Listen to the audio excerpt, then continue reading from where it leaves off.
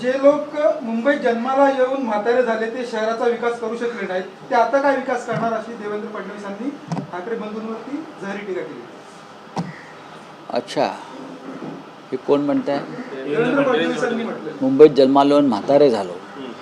पण आम्ही मुंबईत जन्माला येऊन म्हातारे झालो म्हणून मुंबई महाराष्ट्रात टिकली आणि तुम्ही मुंबईत राहताय त्यांना विचारा का राहताय. आम्ही मुंबईत संघर्ष करून म्हातारे झालो बरं का. आमची एक आधीची पिढी स्वर्गवासी झाली, शहीद झाली, म्हणून तुम्हाला या मुंबईमध्ये बसून महाराष्ट्रावर राज्य करता येते मिस्टर फडणवीस.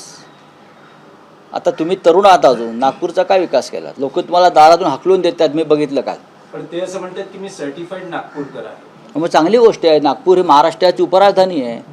तुम्ही सर्टिफाईड नागपूरकर आहात, आम्ही सुद्धा डबल सर्टिफाईड मुंबईकर आहोत बरं का. आणि मुंबई ही लढून मिळवली आहे आम्ही फडणवीस. आम्हाला अशी आकाशातून जमिनीतून बटाटे येतात तसे आम्हाला एक बटाटे मिळालेले नाही आहेत. भुईमुगाच्या शेंगा येतात. ही मुंबई लढून मिळवली. आणि जेव्हा आम्ही लढत होतो तेव्हा फडणवीस यांचा जन्म झालेला नव्हता.